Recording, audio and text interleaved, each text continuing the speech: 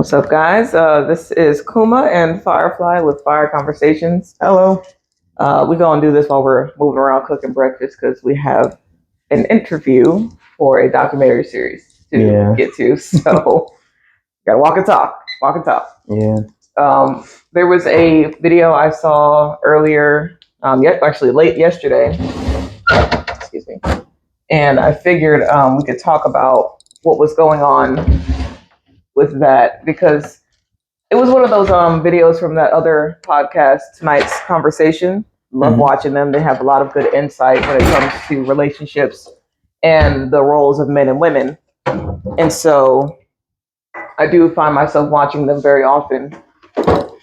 Essentially, what we wanted to touch on, though, was the subject matter at hand. This woman, she was on there. She was talking about how she felt betrayed and how this man was essentially leading her on and making her feel as though she had to sorry, wrong thing.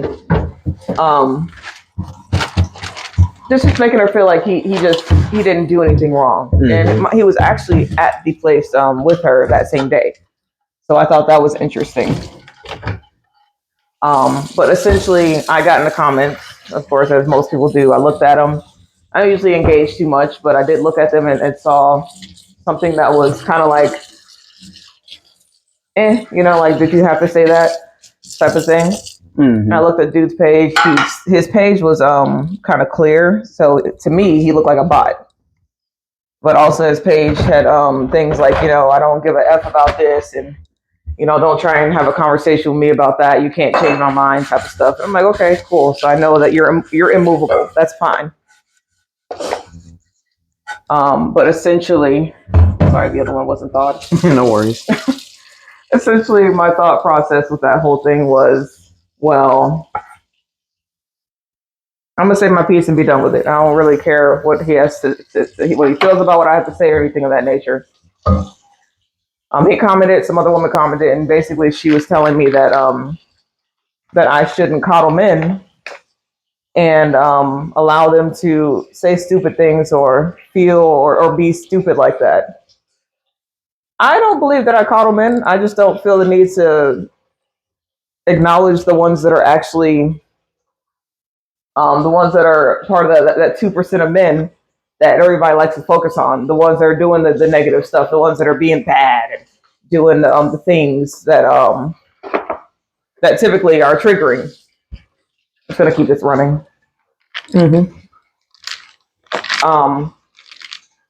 So no, I didn't feel the need to really, acknowledge men like that. And I also don't give them any particular, I'm not giving them excuses. I'm giving them grace because I can't fix them. Only the Lord can. And all I can do is give them the understanding and leave them where they're at. Just because I understand something doesn't mean I agree with it. And I guess that's where we were at, was we were talking about, what was it, the roles. Yeah, because there's a lot to dissect with that. I mean, first, we have to go back into the mindset of defining what people keep labeling as masculine and feminine. And because we're dealing with people that, on most of these conversations, they kind of lead with emotion, or they end up being offended because it's a discussion of man versus woman when it should be a discussion of man and woman. There's certain things that can be labeled or mislabeled based on that. Like, for example, people always try to label feminine energy as like, oh, it's emotional, like a big bowl of sloshing water and you're all over the place, and men as like this powerful, controlling, dominant, focused type energy. But by definition, masculine energy is just energy exerted by a man, and feminine energy is just energy exerted by a woman. And there's a wide range of these things. Also, fun fact for the people in the back who don't realize this or think that women are 100% estrogen and men are 100% testosterone, men and women both actually obtain or have a balance of both testosterone and estrogen in their bodies. Now, for men, there is more testosterone than estrogen, and for women, there is more estrogen than testosterone. But if you really want to break that down, look at the anatomy. When you are being developed, even in the zygote state, before you start to fully form who you are, your gender is the first thing that's determined. And that's because at that point in life, you have an equal balance of being able to either go left or right. Now, People have their arguments about who determines that. It's determined. It is what it is. This argument is not about that. But what the truth is that as you develop and grow, whether you're a man or a woman, you will still retain a percentage of the opposite of that. You will still have levels of estrogen in your body as a man, and you will still have levels of testosterone in your body as a woman. These things don't mean that because a woman is a little more what you consider to be rough or bold, that she's just, acting like a full-on man now. Like, oh my gosh, she has zero testosterone, zero estrogen. No, there are behavioral things that have nothing to do with the chemicals in your body. It doesn't say that there are no chemicals in the body that have anything to do with your behavior, but in this instance, what was being discussed is that, as a lot of women have found, because they've dealt with a lot of men in the case that have been ignorant or have been emotionally stifling, a lot of women have found that they've had to be nurturer and provider. They've had to be both the backbone and the forefront. So there are a lot more women nowadays, especially, that end up having to deal with being, in a more dominant or more I can do it for myself role. And we can actually trace that back even to times on the plantation, all the way forward to like the Renaissance. Yeah. There's been a lot of women that have had to fight twice as hard as our men to get what they need.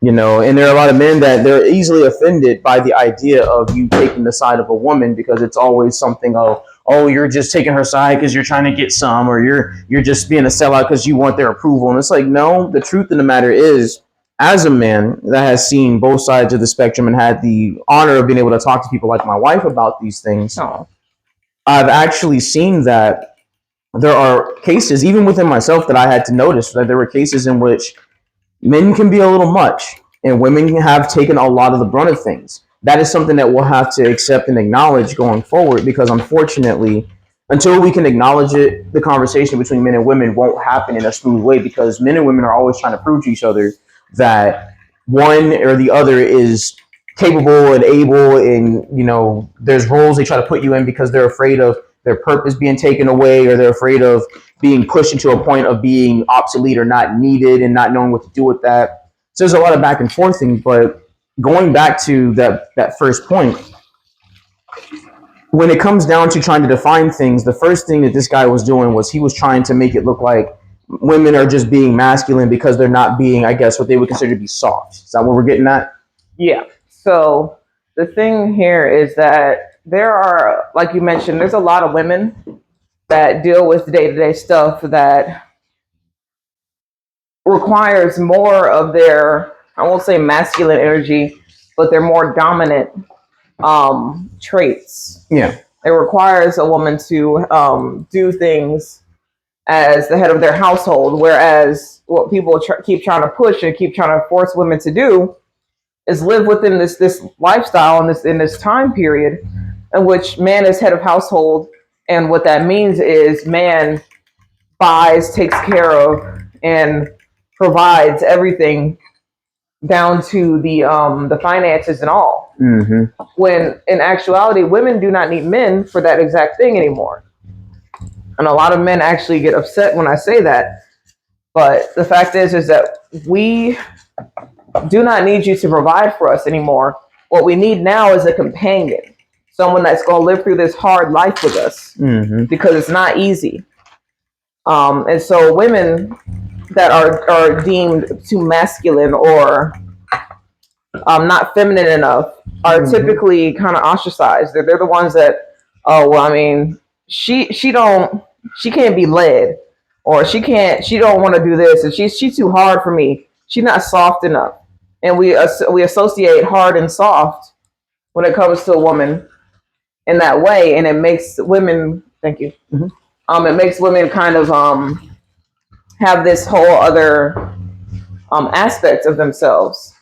Well, let's dive into that, because I believe we actually had a discussion before. When I said you should actually film the discussion about the whole not needing thing, because let's face it, men are trained, taught, and instructed to be someone of value, of use, whether it's in society or it's in a relationship. So we're brought up and taught, and I even had to deal with this. You helped me get out of this too, because like I said, I'm a man too. I've been through some of these things.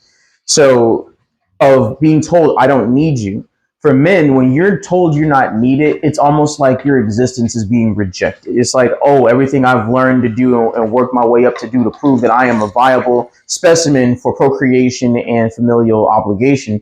And I mean it just as, they make it sound like it's just this template. So when you're told that a woman doesn't need you, well, let's look at it this way. Back in the day, the reason that they even had jobs that were separated were because there were certain jobs that they didn't want the women getting killed or being maimed or being rendered incapable of reproducing or killing off the kids to do. And I know nowadays everybody gets triggered when you talk about, oh, why she gotta be a wife? And no, what I mean is this. Back in the day when they accepted the format of the nuclear family, it wasn't about, oh, she's a woman, so she has to have kids or she has to this or that.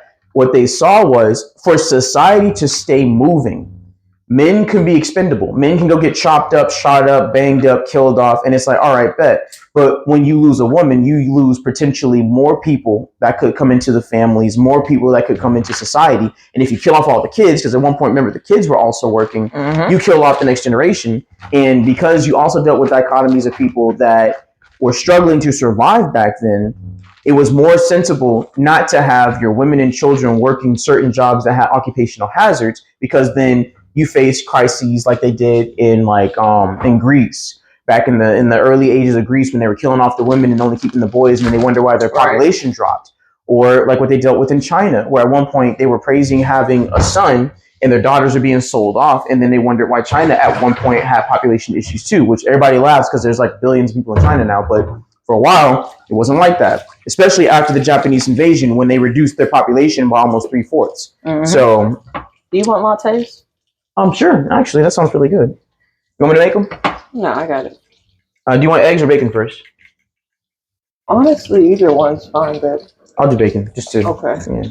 I haven't put the biscuits in yet, but it's fine. Okay.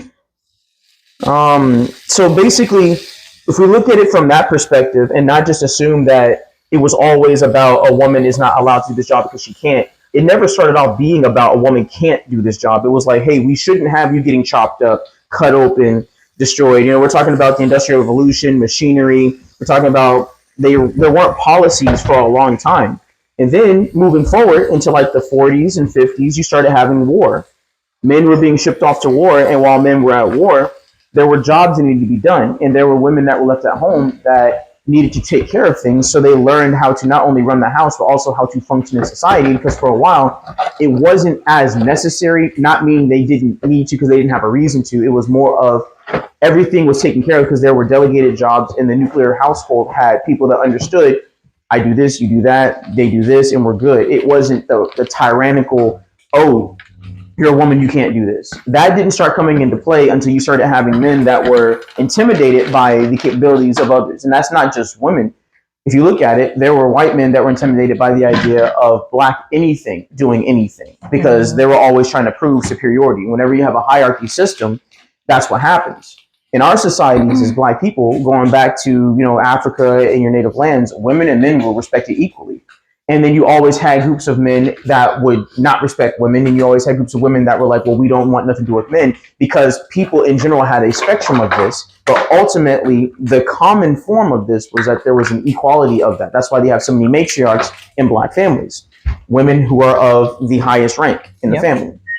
Now, going forward, heading back to the example I was using before, there were men that were coming back from war. There were women that were in the war that were showing they could do it too, but they had to fight against the projections that they were not good enough, because now it became a measuring stick of, well, I can do it for myself. I don't need you to do that for me. And people started fighting over the idea of purpose. And the only way they could instill purpose was to artificially create scenarios in which you're not allowed to do that because you're a woman, you're not allowed to do that because, well, I want that job. They were like, well, we're going to find something about you that you can't change and use that as the limiting reason that you can't do something, just like they did with skin color and racism. Yeah. So that mindset of because you're a woman, you can't do it, has grown from insecurities in the men and insecurities in society that is run often by men who are trying to secure a position in which they could always be in some sort of form of control or some sort of form of dictatorship. So if we don't acknowledge these things and admit these things, it'll never change. And that's why, yes, as a man, I'm on here talking about how men caused that problem. They did. And those things bleed over into different communities because for a while our communities weren't like that until we started being influenced by politics from outside I communities. don't want my mic to pick up all the ice about to bring up, so I'm gonna pop it off for a minute. Oh, you're fine. If you need to run it, just run it. No, it's not that. I need to get ice. Oh, you're not about to blend. Not yet. Okay. So with that, and I'm sorry it took so long to break all that down, sweetie, but with all of that, like we have to start being honest because if we can't even be honest about our own history, we're doomed to repeat it. Yeah, I got you. I'm also picking up this bacon so I can pull this bacon over here. Oh, crushed ice. It's crushed ice. Oh, I like the crushed ice for the drinks. It goes down easier. It also melts better. But that's really what it is the truth in the matter. And unfortunately, because we have this whole thing where it's they depict it as men versus women, no one wants to admit when they're wrong because they're afraid that if you admit that you're wrong here, they're going to jump and make it, sorry about that, they're going to make it look like you're just wrong about the whole thing. Right? So they make you feel like, just in case they didn't catch that, the reason either side doesn't want to admit where they're wrong is because in most cases they're afraid that if they admit that they're wrong about one thing, they get blanketed into being wrong about everything. And that is also a thing of not being able to have a conversation. Both sides are guilty of different things for different reasons. But if we want to go back to the root of it, there are a lot of issues where if you don't admit that you've done something wrong, nothing gets fixed. And that doesn't mean that because you admit you're wrong, again, that okay, yeah, just because you don't admit that you're wrong, it doesn't mean that, well, if you do admit you're wrong, that you can never be right or that you deserve any mistreatments or things like that, but the conversation starts there. So that's the biggest issue that I've seen is going forward to men feeling like and being taught and trained that we have to be providers is because we're always taught that we have to be of some sort of purpose or use. And it can be damaging. It's not a bad thing. Not bad. Sweet. Here you go. Right here. No, I did it. Okay. I did it. Okay. All right. But that's really where it comes in with why so many men are hooked on the idea of this is their job or they're the only ones that can do it. It was never originally about you can do this job because you are a man. It was more about, even in hunting gathering societies, the reason a lot of hunting gathering societies wouldn't really want their women to go out, not they couldn't go out, but they didn't really prefer them to go out was because these are things that would happen. If all the women in the tribe are hunting and the men in the tribe are hunting, and then your women are getting killed off, or they're being, kidnapped by other tribes, or, they're dying from sickness. I'm staying back up so you can pick it up. Then what'll happen is your population would drop. And so even with that, they understood these women can get up and fight, they can cook, they can do all the things that men are doing, and then they can do other things that men weren't doing too. But it was a mutual understanding that your position and what you do was not a direct result of, oh, your gender means you do this. It was more of we all have things in the society that we do, but we all have things in the society we can do too. So it's a mindset that most people don't talk about nowadays, and unfortunately everybody's offended, so it's hard to even talk about it now because it all sounds like, oh, you're going retro, you're trying to go backward. It's like, no, I'm trying to get to a point where we understand each other. But you once broke it down for me. If you want to do it again, of the difference between wanting someone or needing someone. So I'll pop this back on real quick so you guys can hear me well. I'm about to start the eggs so I can still hear you. Okay. So the difference between wanting someone and needing them, kind of, it's like I mentioned to him, it's the difference between dependency on a person and desiring them to be around regardless. Mm-hmm.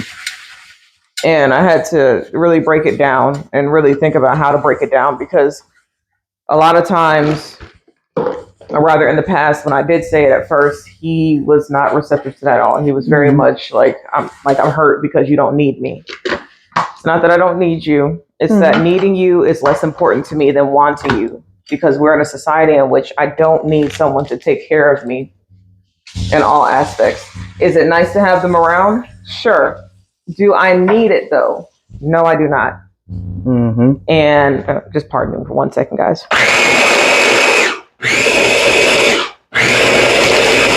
Okay. So the thing is like he broke down just a bit there. We're in a society in which the roles have changed. The necessary roles essentially have changed for us. So we don't have to have certain things. We don't necessarily need certain things either. And so when it comes to, well, it's actually this I think this is exactly how I broke it down. So it's like you said, think about the societies in which young women couldn't leave their parents' house without going to live with a brother, uncle, or their husband. Well, now we can leave our mother's houses, and the next thing we have is our own place. Mm-hmm. Or if we have to, because we have no we have expenses and whatnot, we go live with a friend. Or sometimes a boyfriend, but that's only by choice, not necessity. You want a cheese? I do, but you don't like cheese in yours, so. That's fine. Come on, that's fine. I can just put my cheese on top, babe. I don't mind. I don't mind. Okay. I just don't like the overpowering, like, sharp, thick cheddar you used to get, but this works. I actually like this. I don't mind cheese in my not eggs. Read the label? No. Okay. Oh gosh, it's extra sharp cheddar. Yeah, so I'm like, what? Oh, whatever will I do? Either way. Yeah, the difference between wanting and needing someone is essentially dependency. It's if I have to have you around, then yes, I need you. Just like I need to breathe. Mm-hmm. Just like I need to be able to transport to get myself to and from. Mm-hmm. But do I want to have a car? Yes. Do I need a car if I can walk? No. You know, do I want to have my husband around all the time? Maybe. Do I need to have him around all the time? Definitely not. When I'm going to the restroom, when I need me time, when I would like to just decompress. When you're working? No. Exactly. When I'm working? No. So but that doesn't mean you love me any less. Exactly. And I think that's what most people are afraid of, honestly. To me, I felt like I loved you more because I wanted you around. Mm-hmm. Not because I needed you. There was something my mom told me, and of course, she's from a generation that had a lot of growing and hurt within it. But my mom used to tell us, "Don't love someone so much that you need them." And I believe it's because she was a single mother for quite a while, and so I have to acknowledge that part of that may have came from the fact that she has always had to take care of us herself, or she couldn't rely on someone for long. Mm-hmm. Oh, babe, you only did half the bacon. I know. I'm gonna do the other half when I'm done. Oh, okay. Yeah, she couldn't rely on someone for long, so I couldn't blame her for what she said. However, I took from what she said, not at face value, but from what I needed to understand for my life and Interpretation. Exactly. And to be able to interpret it the way I needed to. Mm-hmm. And it does make sense because we're taught as men, we're always taught be independent because you don't want to be a burden to a woman when you find her. You want to be able to give her everything that she needs. That's what we were taught. So it makes sense to be told to also be independent so that you're not a burden to a man whenever you meet him, because that seems to be something else that everybody complains about is they don't want no freeloaders. They don't want this, that, and the other. But it's not about being a freeloader. If you have what you have lined up and you have your own things and you're independent enough to have your own situation going and then you guys learn to merge, that's more beautiful than just one person coming with a list and the other person coming with materials, and then it's like a dictatorship. Right. I need another plate. Or actually, if you move that bacon over, I can just put it on that plate. This one right here, babe. Okay. Watch your hands. Mm-hmm. Damn it. It's okay. Took too long to get them out. That's okay. That's why you move them around so much. I did, and then I'll I got to show the you. point where I had to sit still. You gotta listen to the eggs. You gotta feel the eggs. You gotta be the eggs. Man, these eggs don't cook. Now I moved it in and I had to sit waiting on a plate because by the time I was able to get it, like you said, where you shuffle, you push over, Yeah. it was starting to get thick, and I didn't want it to be undercooked on one side, Oh, that's so okay. I flipped some of it, and I think when I flipped it, it just cooked faster. Yeah. But yeah, it's just a lot of people are always mad that, oh, this person's a freeloader, or he sits around in the game and I gotta work, or she don't bring nothing to the table. And the other thing about that is people have a list of demands, but a lot of people don't look at a list of accomplishments. They don't look at, like, what do I need to have for myself? What do I need to do for myself? Because, for example, I might have been trained under the old school way of my parents were like, hey, don't even think about a relationship if you don't got a car, you got a place to live. And it's like, well, that doesn't mean I'm any less valuable, but those are things that I wanted for myself. I wanted the independence of knowing that I can handle my business. Because if you have two successful individuals, they make a successful couple. But you got to be able to balance it out, because there are certain things I had to let go of when you come to be part of a union that were good for me by myself, but were bad for my wife. Like, I could live off of ramen endlessly and save money and have patterns and stuff that benefited me. But when I'm in a relationship where it's more than my needs that need to be taken care of, there's more than just what I want that needs to be considered. I had to learn how not to, like, not lose myself, but also not be so absorbed and only worrying about what I want that the unity happens. Because let's face it, most people, and my dad told me this, he said most people who get married or they form a relationship and they're looking to unite their lives, they look at getting a bigger home, which means somebody lets go of their home, and usually they keep whoever has the bigger home or lives in the better area. You end up needing more because now it's two of you using the toilet paper, the soap, the food, everything in the house. And if you decide to be a co-working, what's the term for it? Like co-working? Cohabitating? Not cohabitating. It's the one for like people that we have two households where both parents work. Co-parent, yeah.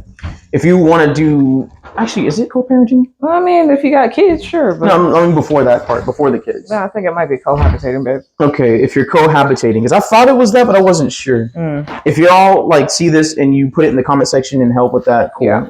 But it's a household where if both of you are working, then you understand that both of you have your income, also figuring out where your finances are going to go and things like that. But if you decide that one of you wants to stop working, those are decisions that are made with the couple, and usually it's whoever has the job that takes more. Probably get rid of these straws. Got you. Usually it's whoever has. And guys, we don't have script for this stuff. Like this, that's why like you'll hear us stumble, you'll hear us like talk. We're actually interacting with each other, but it's like whoever has the bigger income usually keeps their job because they can take care of the base of whatever it is. Like, for example, if we were dating and say I had a job that was able to cover rent and most bills, you probably would still work to cover or buy the things that we didn't have. But if I had a job where it was like rent, bills are paid for, food's paid for, and you decided, hey, I would like to stay at home and work on my business, we can have that discussion. But here's the thing. If you choose to do that, then that is a choice. It is not me making you stay home and saying, well, I'm the husband. I have to have all the money. I've got to make all this stuff. And you're supposed to sit at home. There's a difference because it could flip. What if you, and you have actually in our relationships been the one that had the job bringing in more money and I was at home. Yeah. And there was nothing wrong with it except we needed more money. So. This one's wider than this one. Are these too thick? No, that one's, the straw is wider. This one's narrow for like sodas. Where's the rubber ones you had? Those ones are still narrow too. They move better, but they're narrow. That's good. But these are discussions that need to happen between both parties. And unfortunately, both parties are so wired up and expecting a fight because we always see the bait posts. Yeah. We always see the extreme right and the extreme left, the extreme man and extreme woman yelling from atop their mountain about what they want, what they don't like. And it could be a lot of valid things in there. Like, for example, yes, there are a lot of men that treat women like crap. So there are a lot of women out there that hate men. That's fair. There are a lot of men who've been hurt by women treating them like crap. So there's a lot of men out there that hate women. Yep. But what they do about it, and the fact that they try to live and push their pain and not go to see therapy and figure out ways to overcome that, is they try to speak on majority and gather others to their causes, not because they want to change anything, but because their whole focus of the extreme man, extreme woman is to not feel like the minority in a situation. And it also means that they also have a problem admitting that sometimes things that they've done could have also played a part. Could have, I said, not always does, but could have played a part in it. And you have your extremes, and then you have the middles. And I always use the example of a pendulum. In this whole thing, a pendulum has to swing both ways before it eventually settles in the middle and bounces out. Mm-hmm. You have men and women who are in that middle swinging area where they don't necessarily that's your timer. Mm-hmm. They don't necessarily agree with the extreme thought process of the extreme left, extreme right. Mm-hmm. But like, for example, they'll say, hey, yeah, I agree, men need to respect women, but I don't agree that we need to eliminate all men on earth. Like, they'll, like that kind of balance. Or men say, hey, I believe that women should be more open or whatever for men and their emotions. But in that case, we got to put them back in the kitchen. It's like, no, you have an idea, but you're trying to go super extreme with this. And honestly, what needs to happen is conversation like this.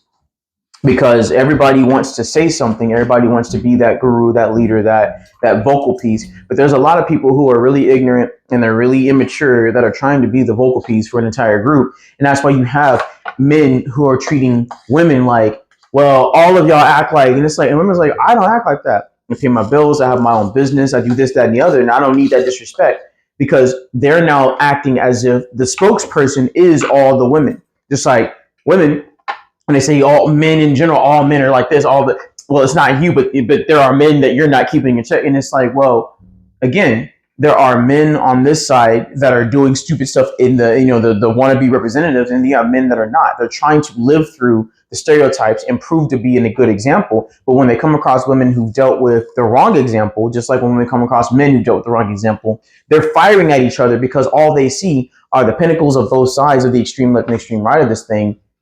And they feel like those things are the representation, but they don't ever say, you know what, I'm curious. Why do men think we only belong in the kitchen? Where did you even get that from? Well, it's always been. Well, why? What in your family or in your history told you that women only belong in the kitchen?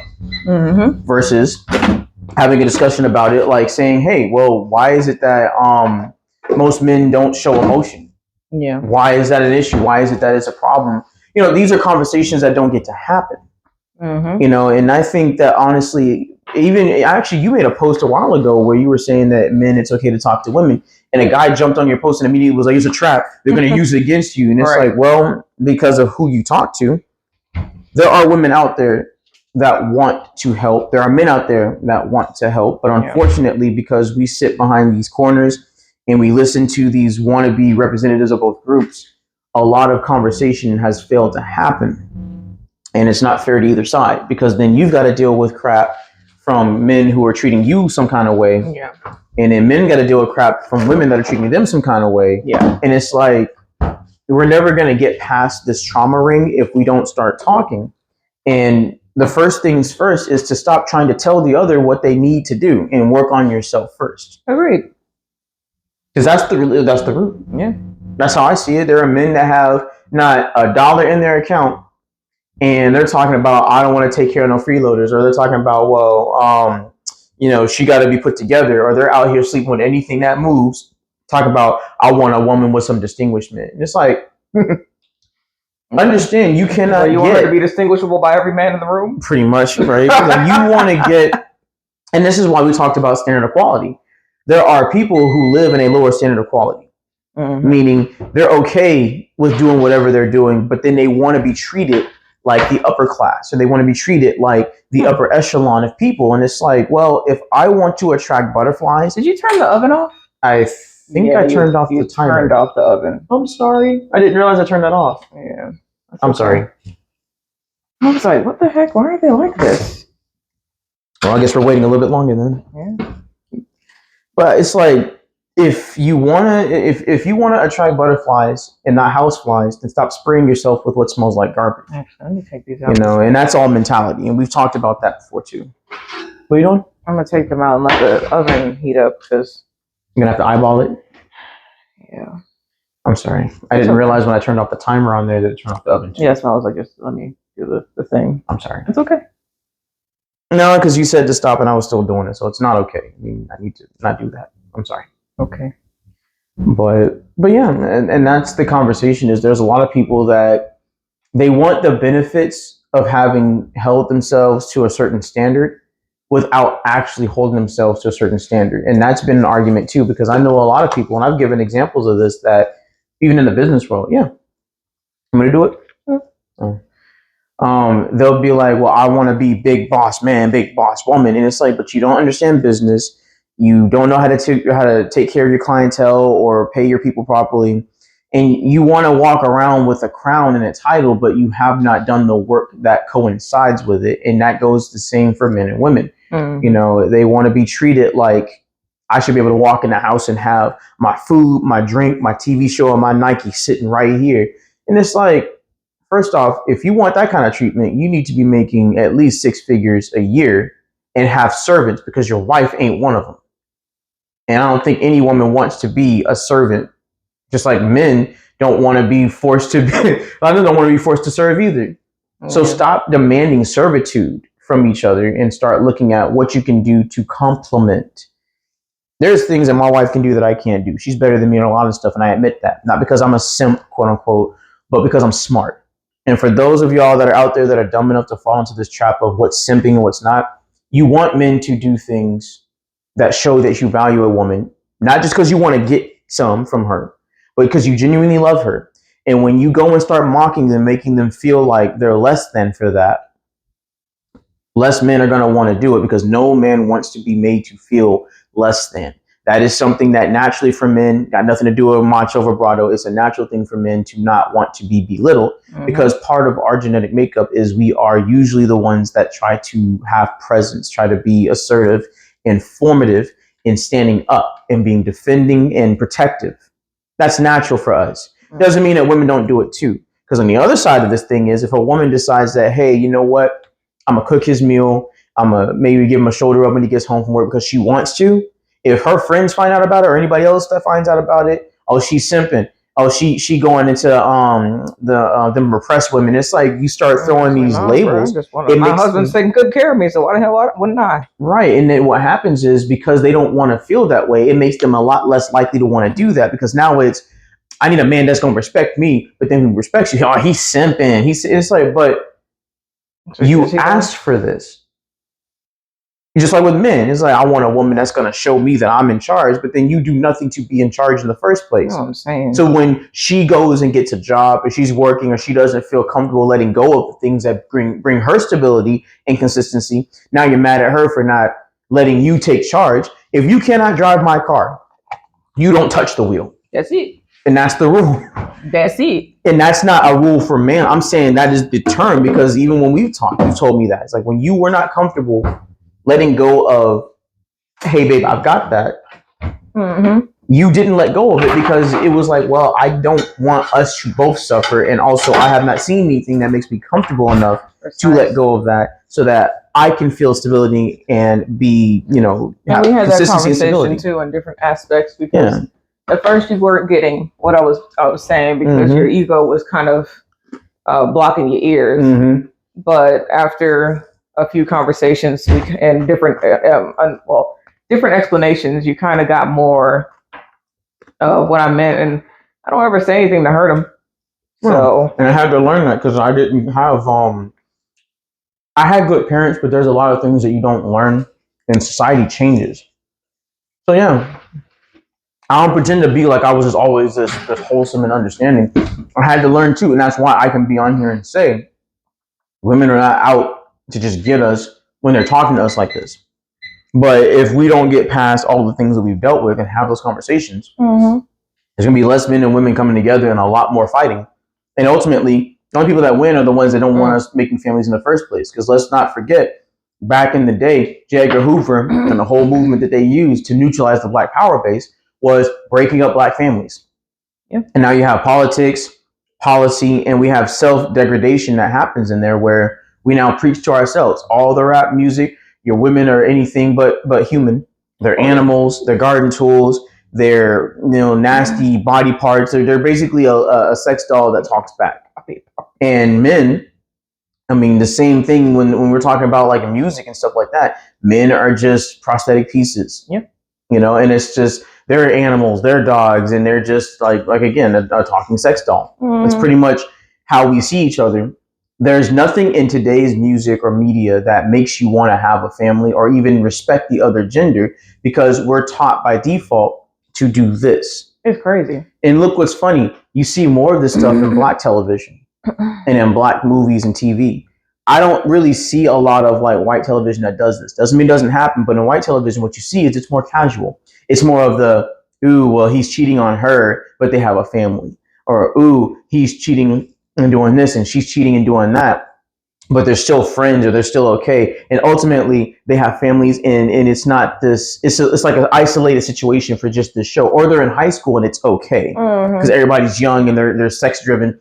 But in our movies and TV shows, it's always, she don't need a man, he don't need a woman, he's cheating, she's cheating, she can't have a man because she got a business, he don't have a business, but you want a woman that's got everything. He can't do this, she can't do that, they're not good together. And then you might have the one couple, they might be biracial, but you might have the one couple where they're the winners, where they finally find that one person and they fight like hell to get it.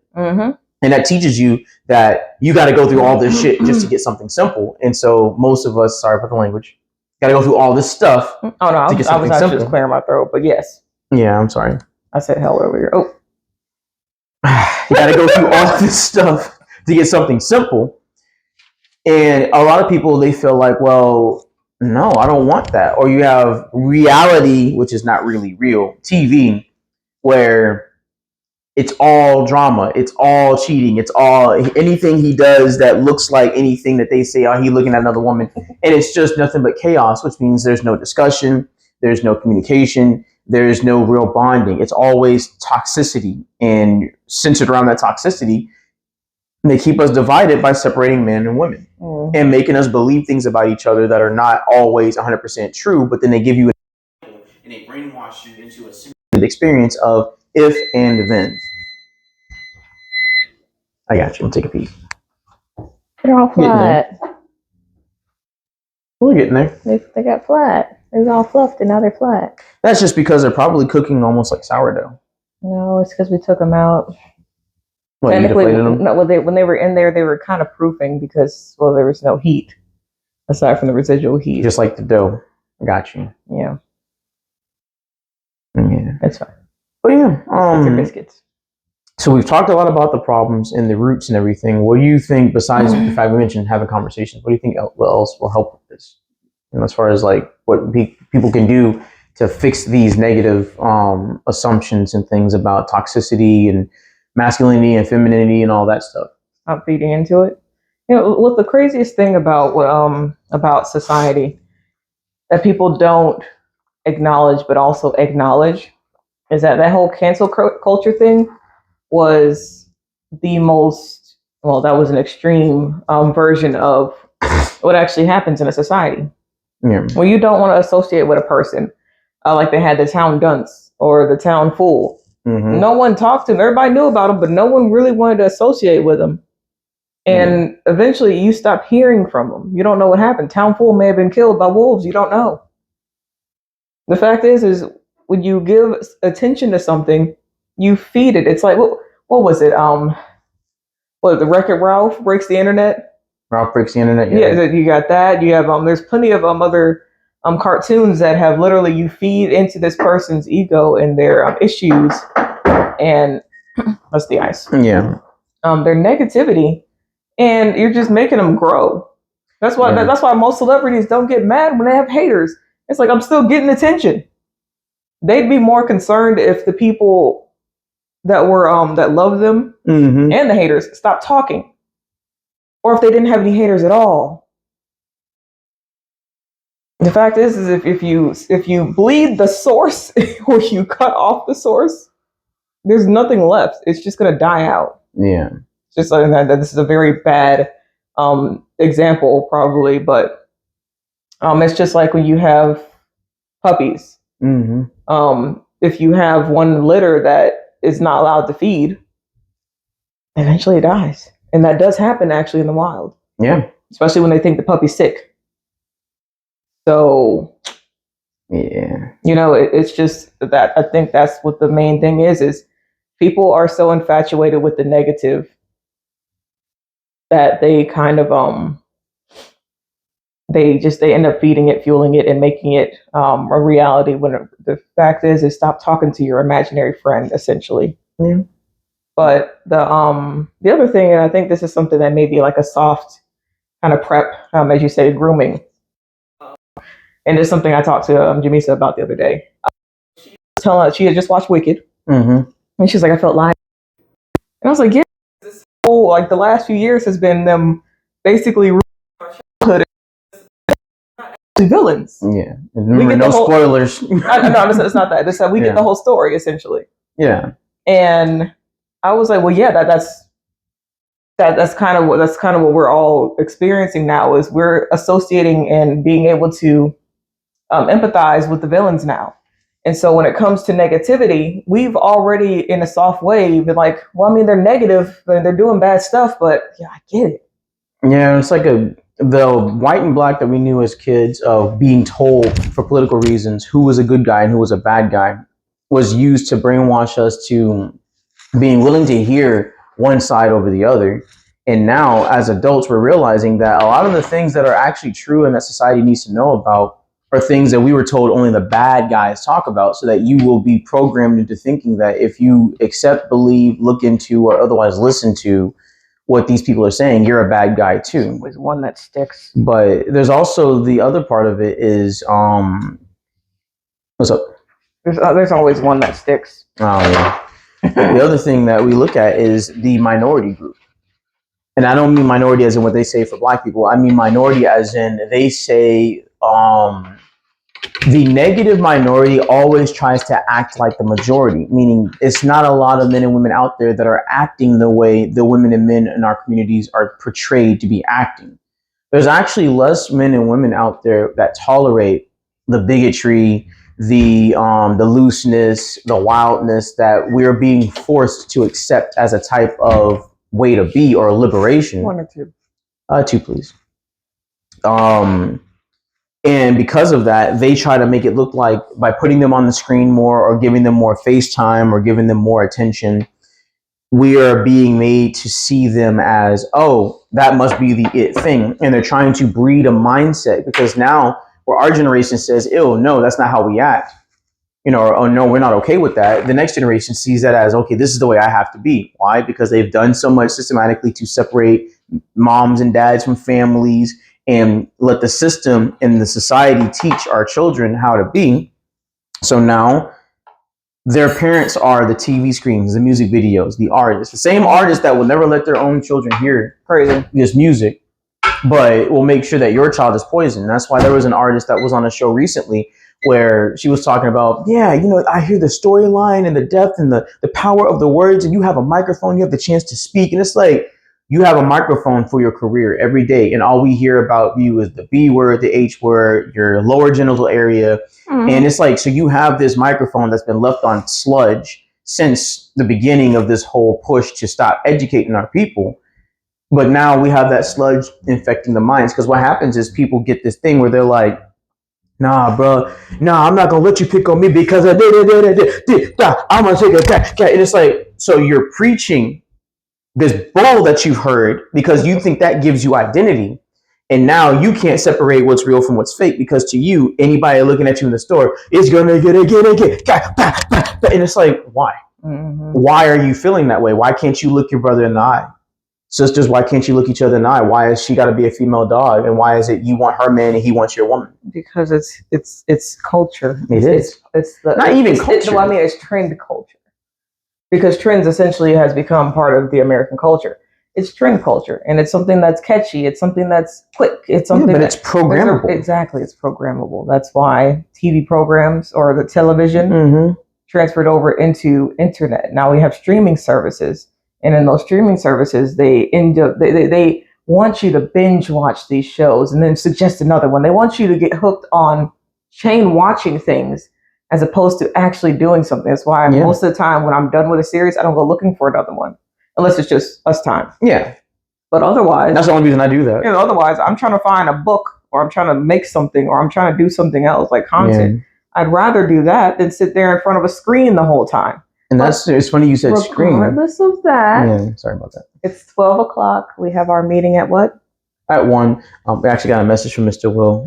He's not feeling too good, so he's probably going to reschedule. Okay. Oh, I'm sorry. Yeah, he doesn't want to risk getting us sick. Oh, poor thing. Okay. Yeah. Well, either way, We still have our time. we still have our time. Yes. Goodwill? Okay. Fine, we can just still. I love thrifting, but I can't do thrifting 3 days in a row. Okay. Okay. 3 days in a row. I went yesterday. Remember, I gotta show you guys the shoes. Can you get the shoes? They're right there on the chair. Not that chair, across the room. Wow. Wow. So when I go thrifting, I go thrifting. Grand reveal. Yo, look at these. And you can get all the way up close on the camera too, because I had it set on wide. They're so pretty. They're actually, I don't think I saw any damage. They're leather, so that's actually a really shocking thing because leather damages really well. Mm-hmm. Those Back are well zipper. kept. I love I thought the shape was gonna like really like throw me, but it's not. They kind of have like the pleaser type of heel going, and like y'all, your girl's gonna be like. I'm actually gonna make a video, a compilation video of styling these with a couple of different outfits. So be on the lookout. Mm-hmm. Your girl's in her styling bag. But yes, we do need to eat. So all right. So this has been a very interesting and very wide topic for Fire Conversations. If you guys want to chime in, keep the conversations going, or otherwise suggest more topics for us to talk about, feel free to mention us in the comment section or shoot us a DM. And if you see content you want us to discuss, even if it's from other people that do podcasts, send it our way and we'll definitely take a look at it. All right, well, that is us signing off. I'm Kuma. This is Firefly. And we'll talk to you guys later. Food. Which one of these is yours?